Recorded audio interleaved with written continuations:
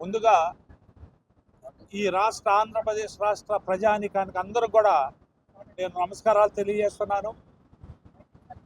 BC ఉద్యమ నేత బీసీల కోసమే గత ప్రభుత్వం బీసీలకి కొన్ని వాగ్దానాలు చేసి ఆ వాగ్దానాలని ఇప్పటి వరకు కూడా 22 నెలలు జరుగుతున్నా కూడా అమలు చేయకపోగా మరి దాటి మీద మొదటి నుంచి కూడా ఆ బీసీ సంఘాలు కుల సంఘాలు అన్నీ కూడా అడుగుతున్నా కూడా నిర్లక్ష్యం ధోరణితో ప్రవర్తిస్తుంది.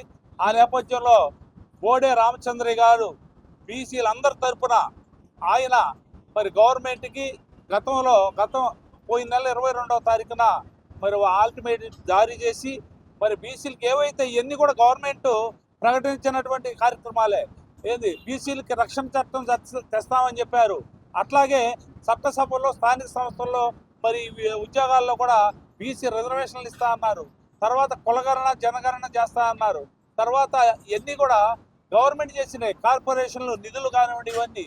ఒక్కటి మాత్రం ఈయన ఏం చెప్పాడంటే కొన్ని లక్షల వేల ఎకరాలు అందరికి దారాదత్తం చేసినప్పుడు కుల వృత్తుల్ని నమ్ముకొని బతికేటటువంటి బీసీ వర్గాలకు కూడా 1000 ఎకరాలు కేటాయించాలి, దానికి అయ్యే ఖర్చు నేను భరాయిస్తానని ముందుకొచ్చాడు.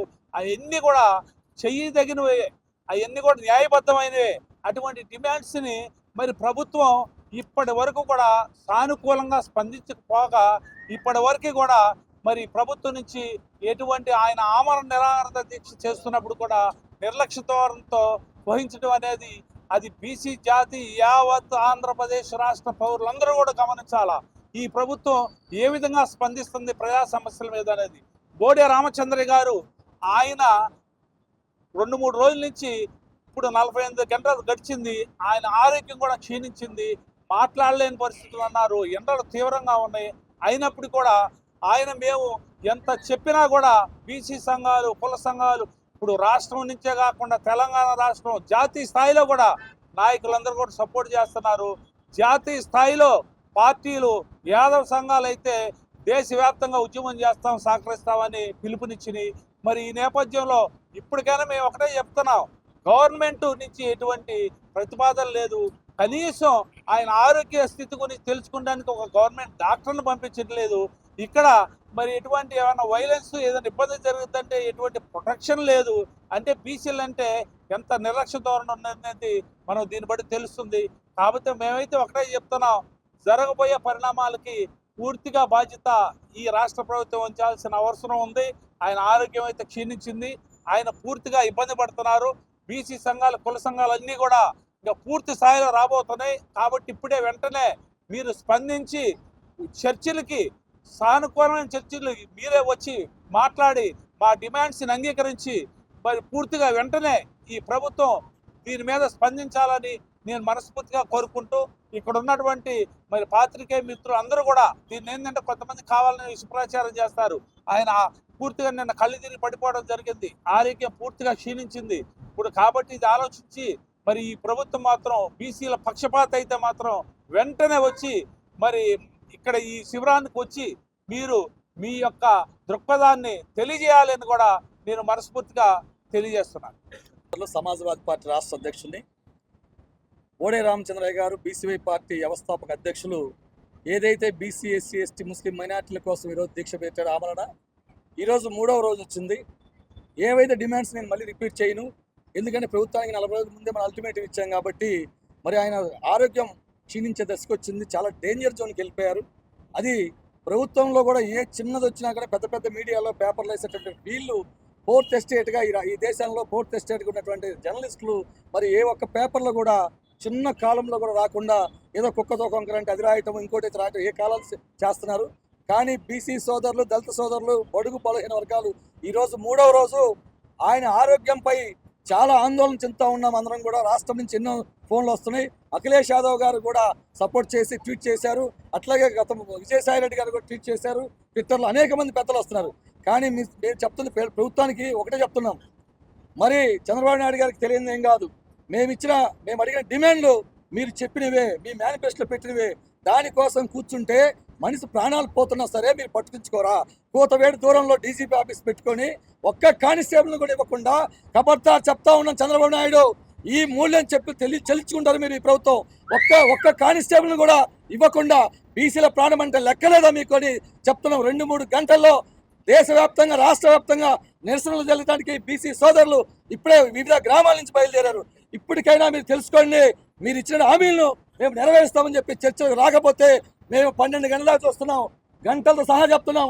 ఈ రోజు మధ్యాహ్నం తర్వాత ఆయన ప్రాణానికి ఏదైనా హాని జరిగితే ఖచ్చితంగా మూకుమ్మడిగా దళిత సంఘాలు, బహుజన సంఘాలు, ఎస్సీ సంఘాలు, వివిధ రాజకీయ పార్టీలు అన్ని కూడా కలుపుకొని పెద్ద ఎత్తున హైవేని నిర్బంధిస్తామని తెలియజేస్తా ఉన్నాను. మిత్రులారా, భారత చైతన్య పార్టీ జాతీయ అధ్యక్షులు బోడే రామచంద్ర యాదవ్ గారు బీసీ ధర్మ దీక్ష అనే ఒక శుభ సంకల్పంతో ఒక కార్యక్రమాన్ని పెట్టారు.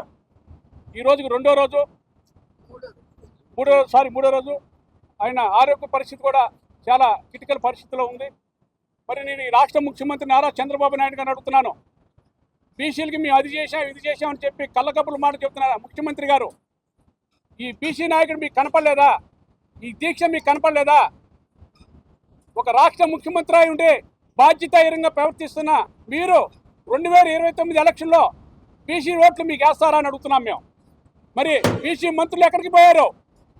అచ్చెన్నాయుడు నువ్వు ఒక బీసీవి, ఈ బీసీ బాధ నీకు తెలియదా? అంటే ఏసీ రూమ్లో కూర్చొని ఈరోజు కోట్లాది రూపాయలు రాష్ట్ర ప్రభుత్వం కొల్లగొడతా ఉంటే ఒక నాయకుడు వచ్చి మిమ్మల్ని అడుగుతూ ఉంటే మీకు నిద్ర పడతలా. కనీసం ఒక కానిస్టేబుల్ లేదు, పక్కన డిఎస్పీ ఆఫీస్ ఉంది, ఎవరైనా కానిస్టేబుల్ వచ్చారా? ఆయన చచ్చిపోతే రాష్ట్రం వల్లకాడవుతుంది. నేను చెప్తున్నాను, ఒక యాదవ్ సంఘం రాష్ట్ర అధ్యక్షులుగా 26 జిల్లాల్లో యాదవ్ సంఘాలు కూడా రాబోతా ఉన్నాయి. మీరు అడ్డుకొని దమ్ము తండ్రి మీరు అడ్డుకొని సవాల్ చేస్తున్నాను మీకు. నేను ఈ రోజు నుంచి నాకు షుగరు, బీపీ, అల్సర్ అన్నీ ఉన్నాయి. ఈ నిమిషం నుంచి నేను కూడా ఆమె నిరాశ చేసి కూర్చోంటాను రామచంద్ర కాళ్ళ దగ్గర. ఒక బీసీ నాయకుడు వస్తే మీకు తడిసిపోతా ఉంది ప్రభుత్వానికి. ఇంత దరిద్రంగా పరిపాలన దేనికండి నాకు అర్థం కాదు. బీసీలోనే అంత చులకనంటే ఇవాళ మా ఓట్లతో మీరు గద్దెనెక్కారు రాష్ట్ర ముఖ్యమంత్రి చంద్రబాబు నాయుడు గారు. మరి పవన్ కళ్యాణ్ గారు ఏం చేస్తా ఉన్నారు? మీరు ఈ రాష్ట్రానికి డిప్యూటీ సీఎం కదా పవన్ కళ్యాణ్. అంటే మీరు మాటలు తప్ప చేతలు లేవా? ఒక్కసారి రామచంద్ర యాదవ్ గారిని చూడండి, కనీసం ప్రభుత్వం డాక్టర్ పంపించారా? బాధ్యత లేదా మీకు? ఒక బీసీలకు అండగా ఉన్న వ్యక్తిని ఈ రకంగా మీరు కుమిలి చేస్తా ఉన్నారు. ముఖ్యంగా నేను చెప్తా ఉన్నాను, ఇప్పుడు కానీ స్పందించి ఆయన పెట్టిన 4-5 ఉన్నాయి, అవన్నీ నెరవేర్చవలసిందిగా మేము డిమాండ్ చేస్తా ఉన్నాం. ఇవాళ కూడా రాకపోతే ఏమైనా కార్యాచరణ ప్రకటించే అవకాశం ఉందా? రాష్ట్ర వ్యాప్తంగా ఆందోళన కానీ ఏమైనా చేయాలి? ఉన్నాయండి, ఖచ్చితంగా ఉంటాయి. తప్పనిసరిగా రాష్ట్ర వ్యాప్తంగా మేము పిఎస్సీలో కూడా కొన్ని నిర్ణయం తీసుకున్నాం. ఈ గవర్నమెంట్కి మేము ఏంటంటే మా నాయకుడు ఒకటే, వైలెన్స్కి వ్యతిరేకం, సానుకూలంగానే వెళ్ళాలి. నేను అవసరమైతే ఈ జాతి కోసం నా ప్రాణాలను సైతం అర్పిస్తాను. కానీ ఎందుకంటే ఈ ప్రభుత్వానికి అందరూ తెలుసు ఆయన ఏంటో, ఆయన నిబద్ధత ఏంటో తెలుసు.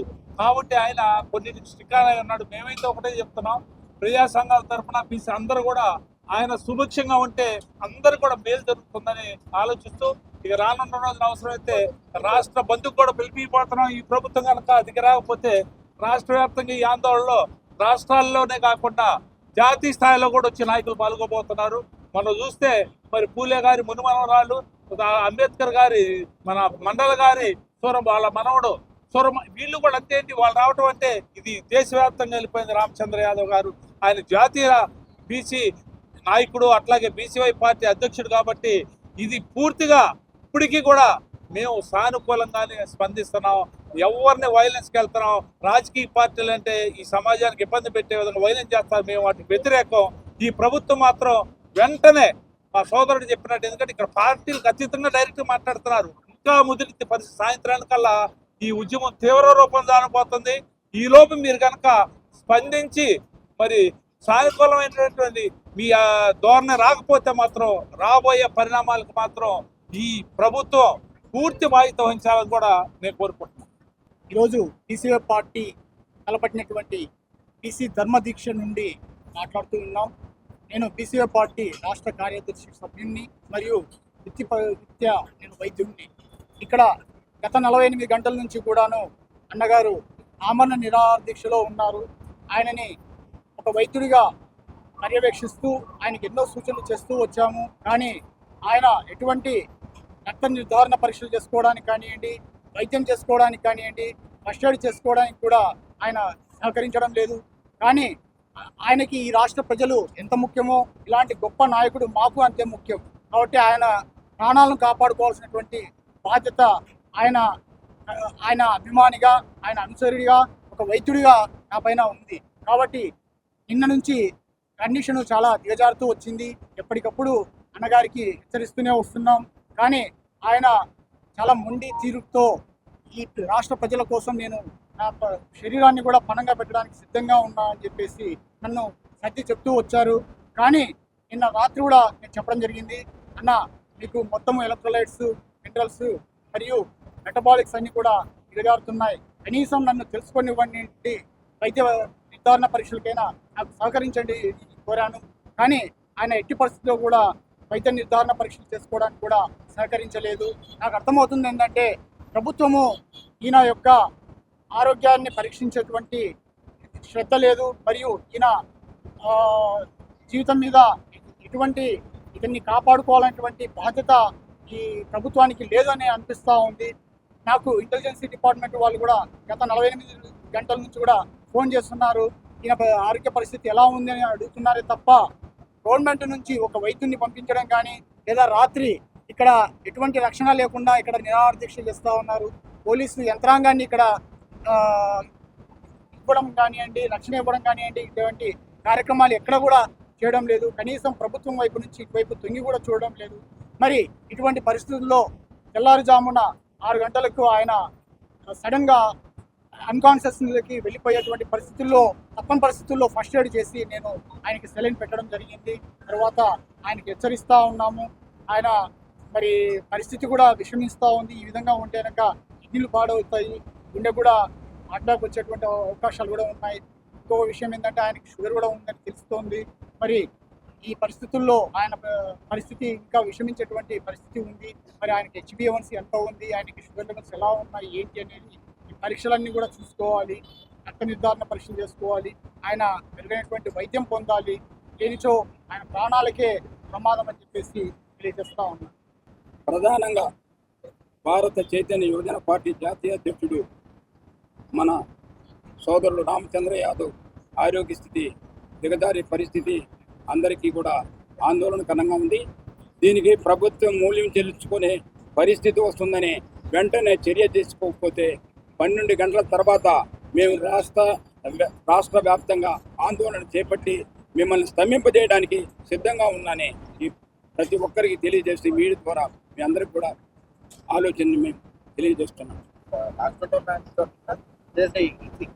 ఇక్కడ ప్రస్తుతం ఇక్కడ చేస్తే వైసీపీ అధికారం రావడానికి బస్సు దాఖలు పెట్టారు, రైలు రాష్ట్రాలు చేశారు, ప్రభుత్వ ఆస్తులు భంగం కలిగించారు. మేము చేయలేమా?